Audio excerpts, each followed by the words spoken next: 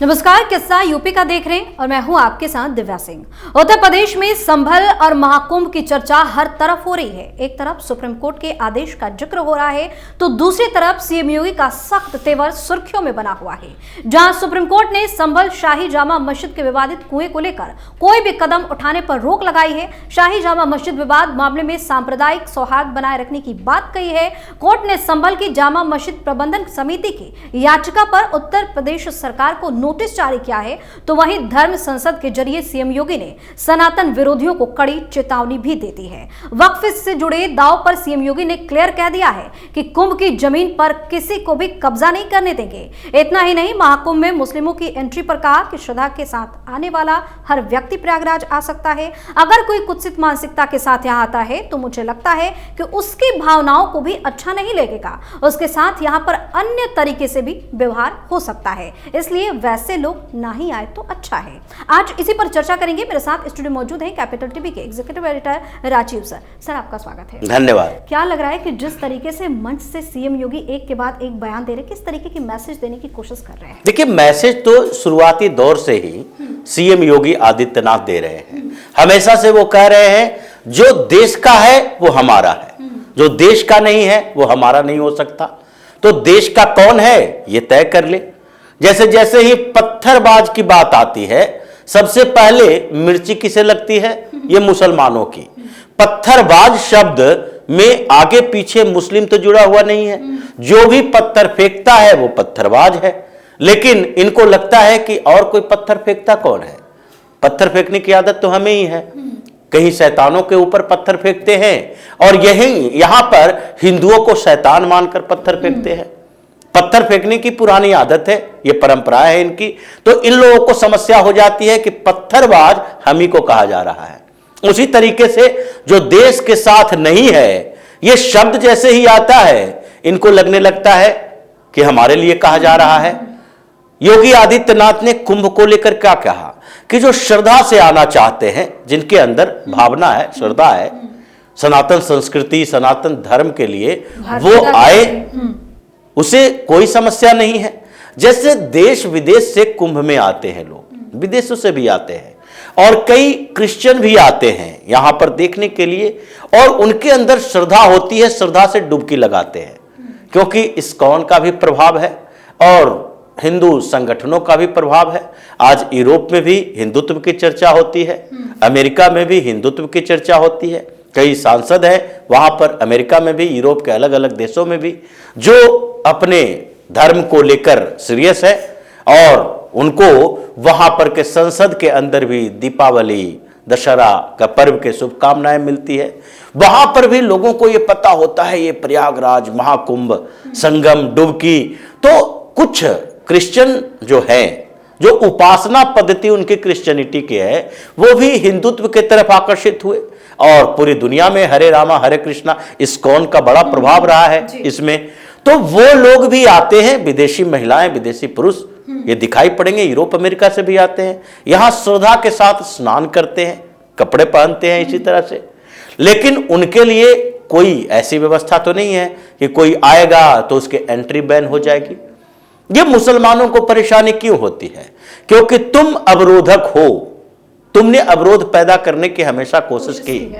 अब महाकुंभ का आयोजन चल रहा है, रिजवी उधर से बोल रहा है वक्फ बोर्ड की प्रॉपर्टी पर चला रहे हो, तो ये अच्छा न्योता दिए हो। अभी मोदी जी की सरकार है, तो मोदी जी की सरकार में वक्फ बोर्ड संशोधन बिल पारित होना है। ये अगले सत्र में संशोधन हो जाएगा और उस संशोधन के बाद जो विवादित प्रॉपर्टी है, मतलब स्टेट गवर्नमेंट वर्सेस वक्फ बोर्ड और सेंट्रल गवर्नमेंट वर्सेस वक्फ बोर्ड, ये जितनी विवादित प्रॉपर्टी है वक्फ की, वो सारी संपत्ति पर तो कब्जा होना तय है। इसलिए ये परेशान है कि मीडिएटर कौन है, डिस्ट्रिक्ट मजिस्ट्रेट के पास विवाद सुलझाने को जाएगा, कोर्ट के पास जाएगा, तो ये सरकार इस पर तो कब्जा पहले करेगी।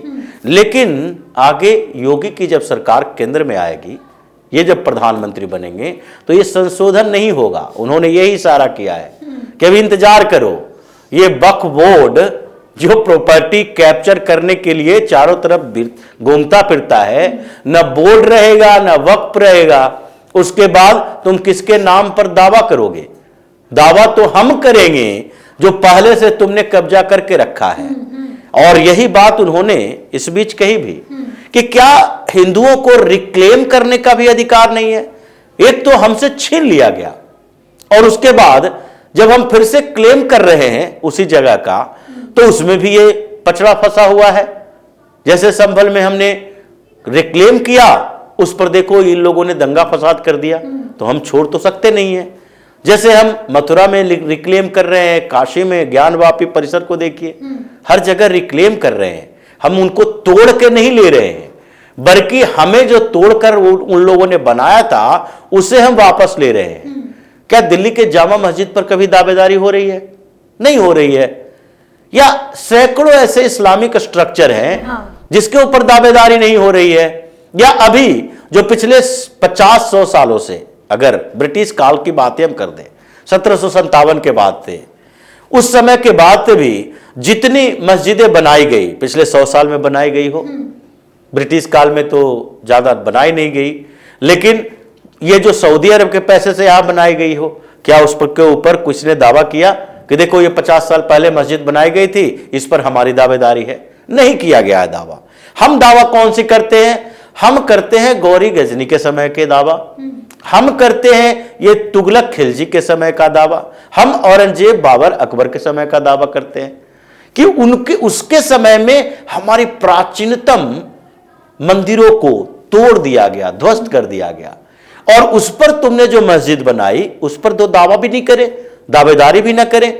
योगी ने ही कहा कि दावेदारी कर रहे हैं, रिक्लेम कर रहे हैं, उस पर भी इन लोगों की परेशानी बढ़ी हुई है। तो भाई हम तो अभी रिक्लेम कैसे कर रहे हैं? कानूनी तरीके से। अब कानूनी तरीके से रिक्लेम करने पर भी ये कानूनी पचड़ा ऐसे फंसता रहेगा जैसे संभल के मामले में देखिए। ये फिर से दौड़े दौड़े सुप्रीम कोर्ट पहुंच गए कि नहीं नहीं, ये जो कुआं है वो विवादित है। अब कुआं कहां से विवादित हो गया? क्या किसी भी मस्जिद के अंदर जो कुएं हैं वो पहले से बने थे, या उसको पानी पीने के लिए बनाया गया था, या फिर तालाब के शक्ल में ये वजू करने के लिए बनाया गया था? लेकिन ये तुम तय करोगे। सुप्रीम कोर्ट जाते हैं तो सुप्रीम कोर्ट बार बार इस तरीके के फैसले क्यों देता है, रोक क्यों लगा देता है? देखिए समस्या ये है कि ये विवादित शब्द पहले से उपयोग क्यों किया जा रहा है। ये विवादित कुआं, ये कुएं में विवाद क्या है? ये 80 साल 100 साल वहां के लोग बता रहे हैं, जो उतने समय से रह रहे हैं वो बता रहे हैं कि वहां हम लोग जाते थे कुआं पूजन करने के लिए। तो वो तो हिंदुओं का है ही, कुआं पूजन करने के लिए कोई मुसलमान जाता था वहां, लेकिन फिर भी उसको विवादित, पहले विवादित बनाओ, उसके बाद विवादित बना के जाओ सुप्रीम कोर्ट, और सुप्रीम कोर्ट उस विवाद के समाधान का रास्ता यही बताए कि स्टेटस को, यथास्थिति। अब यथास्थिति का मतलब क्या है ये तो बताना पड़ेगा। यथास्थिति का दो मतलब हो सकता है, जैसे ये प्लेसेस ऑफ वर्शिप एक्ट में यथास्थिति की बात की गई। ये कहा गया कि जो जैसा स्ट्रक्चर 15 अगस्त 1947 में था उसको उसी स्थिति में रखा जाएगा, उसमें परिवर्तन नहीं किया जाएगा। तो तुमने एक तारीख तय कर दी 15 अगस्त 1947, और ये स्टेटस को की बात की उसके आधार पर कि उस तारीख में जैसी थी वैसी रहेगी। अगर ये तारीख पहले की होती तो प्लेसेस ऑफ वर्शिप एक्ट में भी ये कहना पड़ता कि ये तारीख जो निर्धारित किए हो 500 साल पहले का कर देते। तो ये सुप्रीम कोर्ट ने जो कहा कि यथास्थिति बरकरार रहेगी, तो सुप्रीम कोर्ट को बताना चाहिए। अभी वर्तमान में जो यथास्थिति है उसी पर तुम चर्चा कर रहे हो। वहां के जजों को ये क्लियर करना चाहिए कि हम कह रहे हैं कि अभी जैसा है, वो लोग तो प्लेसेस ऑफ वर्शिप एक्ट में तो 15 अगस्त 1947 की बात की गई, ये तो उससे भी बड़ी बात कर रहे हैं कि अभी जैसी स्थिति है वैसे ही रहेगी। ये भी नहीं कह रहे कि एएसआई सर्वे वाला बता दे कि भाई 20 साल पहले, 25 साल पहले, 30 साल पहले क्या स्थिति थी उस कुएं की। नहीं, अभी जैसी है।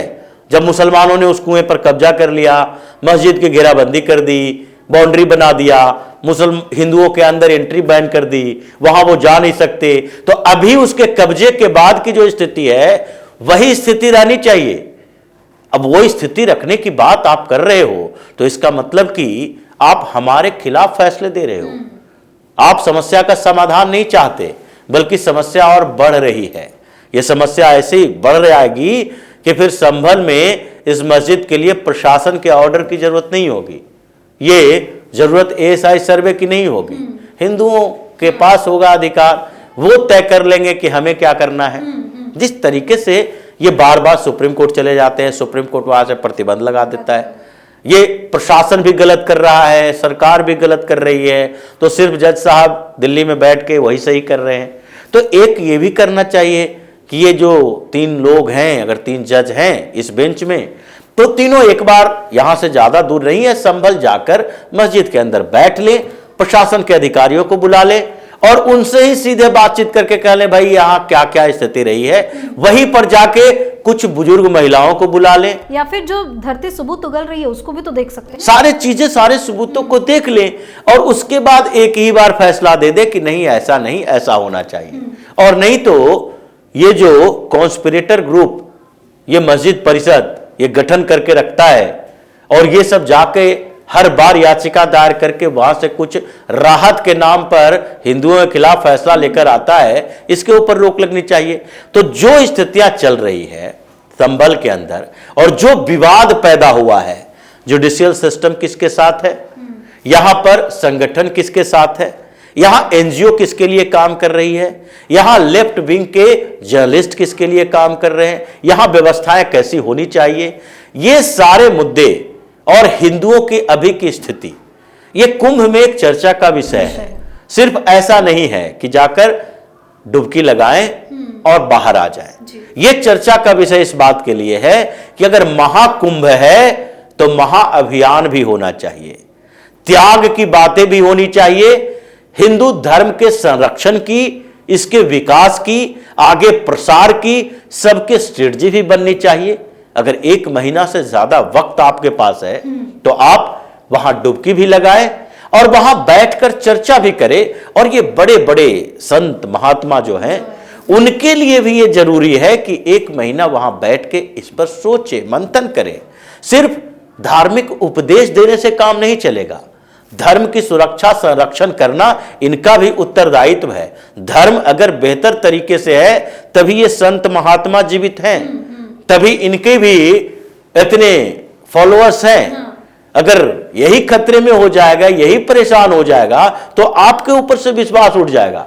तो सबका अपना अपना कर्तव्य है, समाज के हर वर्ग का, हिंदू समाज के हर वर्ग का जो कर्तव्य है, जो काम है, उसको अपने अपने हिस्से का काम करना चाहिए ताकि हमारा देश और धर्म दोनों मजबूत हो सके। और हिंदुस्तान के लिए तो यही है, अगर सनातन मजबूत होगा, हिंदुस्तान मजबूत होगा। हम इन जिहादियों के हवाले रख के इनके सहयोग से अपने देश को मजबूत करने की सोच भी नहीं सकते हैं। जी बहुत बहुत धन्यवाद सर तमाम जानकारी। धन्यवाद। तो यूपी में एक तरफ संभल मुद्दे पर सुप्रीम कोर्ट का आदेश आया है तो दूसरी तरफ सीएम योगी के तेवर और ज्यादा तल्ख नजर आ रहे हैं। जिस तरह की बातें सीएम योगी ने मन से कही है उसको सुनकर कट्टरपंथियों में खौफ का माहौल कायम हो गया है। सनातन विरोधी घर में दुबकने और मुंह पर ताला लगाने पर मजबूर हो जाएंगे। किस्सा यूपी का में आज के लिए इतना ही। अगर आपने अभी तक हमारे चैनल को सब्सक्राइब नहीं किया है तो सब्सक्राइब कर लीजिए, हमारे वीडियो को लाइक कीजिए, शेयर कीजिए, हमारे वीडियो पर कमेंट करके जरूर बताएं कि आपको हमारी खबर कैसी लगी। धन्यवाद।